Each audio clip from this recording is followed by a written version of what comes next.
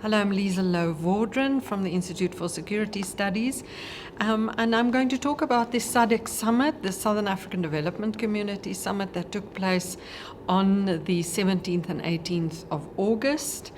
There were, of the 16 member states, 14 heads of state that attended the summit in Dar es Salaam in Tanzania. Notably absent the president of Malawi, President Mutharika, who is facing some protests about his election earlier this year.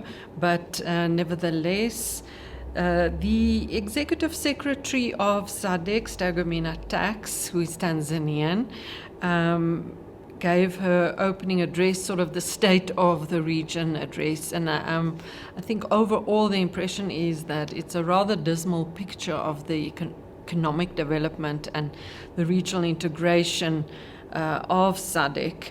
The growth in the region of the 16 countries was only about 3%. Intra-African trade, intra-regional trade in SADC is only just below 20%, much less than the target that SADC wanted to reach at this stage in 2019. It declined actually a little bit in 2018 from 2017. And there were also the effects of drought in many SADC countries, Cyclone Ida and Kenneth that hit Mozambique and Malawi and Zimbabwe earlier this year. There's also an increasing worrying public debt according to the SADC, at 48.8% of GDP in the region. In some countries, more than 50%. So within this context, there were a certain number of decisions made by the heads of state on how to improve the economic development of the region.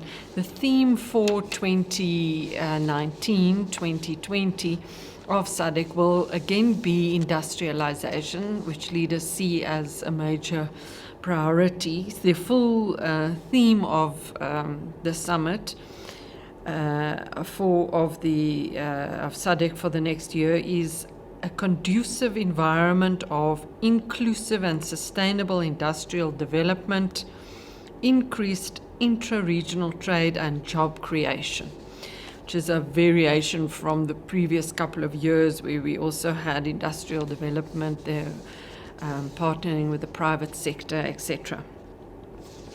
So that is still the plan for SADC going forward. In the final communique of the summit, there was also a lot of emphasis on the sanctions against Zimbabwe, which SADC felt, it was stated in its final communique, has an adverse impact on the economy of Zimbabwe and the region at large. Now, this is a notion that some will question. At the Institute for Security Studies, we've done a lot of analysis on the economic situation in Zimbabwe, and although some would argue that the sanctions do play a role and that in a way Zimbabwe still has that pariah status when it comes to lending, the sanctions themselves directly, many would argue, is not certainly doesn't impact the region at large, even though the economic decline in Zimbabwe does. So that was one of the main issues that was also taken up widely in the media. Summit declared the 25th of October as the date on which SADC member states collectively should voice their disapproval of these sanctions through various activities and platforms. So we'll see on the 25th of October what happens then.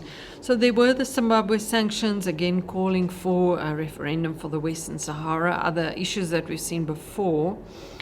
Burundi's membership was noted in the communique. It said that Burundi had met some of the criteria for joining SADC, and there will now be a progress report. I think this is also quite a contested issue. The SADC now has 16 members, more than the 15 of ECOWAS, so it makes it, in terms of members, the biggest regional economic community of SADC, but some would say that adding Burundi with its multiple governance issues to that, would just be a burden for in terms of peace and security for the region. Another notable decision was to look at a roadmap to transform the SADC Parliamentary Forum into a parliament. We know East Africa has a parliament, and SADC's Parliamentary Forum has been very active, but there has been a long-standing request for it to become a proper regional parliament. And then finally, an announcement by South Africa that it then withdraws from the decision in 2014 to abolish the SADC Tribunal, which was a decision taken by SADC nations on consensus. And as the Institute for Security Studies, we attended the SADC Civil Society Forum, where this issue of the SADC Tribunal was very high on the agenda. I will speak briefly about that just now. So South Africa, following a decision by the Constitutional Court of South Africa on this issue, has now withdrawn from that tribunal, and the question is now, what next? So finally, in terms of the decisions, we now know that next year SADC will be chaired by Mozambique, President Filipe Nyusi, and the organ on defense, politics and security will be chaired by President Emmerson Mnangagwa of Zimbabwe for the next year, and then after that President Masisi from Botswana. So they will be then part of the Troika, the organ Troika and the SADC Troika going forward.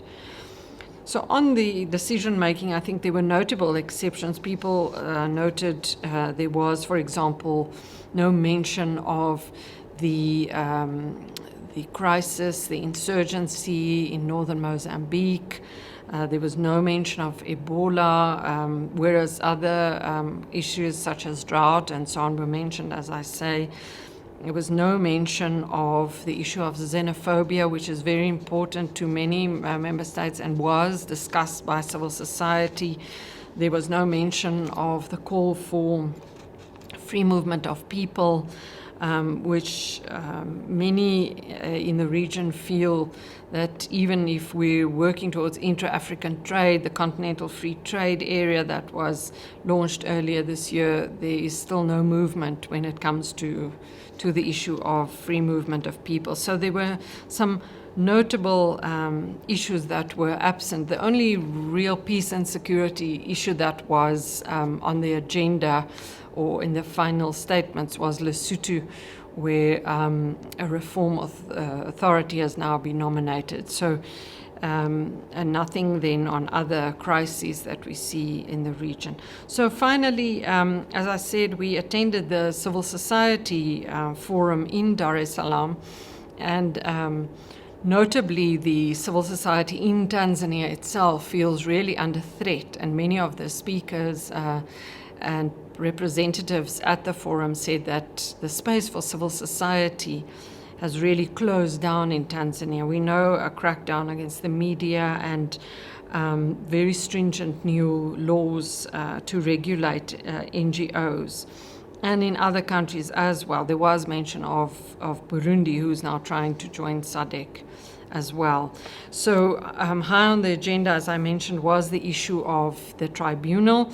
There is a region-wide coalition for an effective SADC tribunal to get the tribunal not only reinstated, but with the same capacity as it had before, to be able to hear the issues that ordinary citizens in SADC want to raise when they feel wronged by their own governments. We know how that tribunal finally was abolished because of the white Zimbabwean farmers who took the Zimbabwean government to court after their land was confiscated. So there really was a key issue. I mean, the issue of the tribunal is going beyond just the tribunal. Many at the forum were saying that it is really about can citizens hold the executive to account for treaties that they sign and then just simply abolish without even going through Parliament, because that is why that decision of 2014 was seen as unconstitutional by South Africa. So going forward, lawyers' associations and this coalition is attempting to do the same litigation in other SADC countries. This could be quite lengthy in order for the tribunal then, which was then reinstated in a different form, but the judges were never nominated. So for all intents and purposes, the tribunal and even its reduced form is really not up and functioning, and this is what civil society really want. So civil society then handed over a memorandum with requests to the SADC host, Tanzania minister, but it seems from the final statements that very few or hardly any of the demands of civil society were taken on board by heads of state. So the SADC we want, which was a slogan also of the civil society, demand for more social justice was not taken on board. Finally, then the SADC is now these next few weeks and months going to have to work very hard on its renewing its different development plans. The regional indicative strategic plan for the region ends in 2020. It's a 5-year plan. So this blueprint for economic development, for the alleviation of poverty is now being renegotiated. Some civil society organizations have been asked to participate, and the call is to say if we are 5 years down the line still with such high unemployment, low intra-African trade, low regional integration, should those plans not be radically transformed and a radical relook at SADC and its plans. Thank you.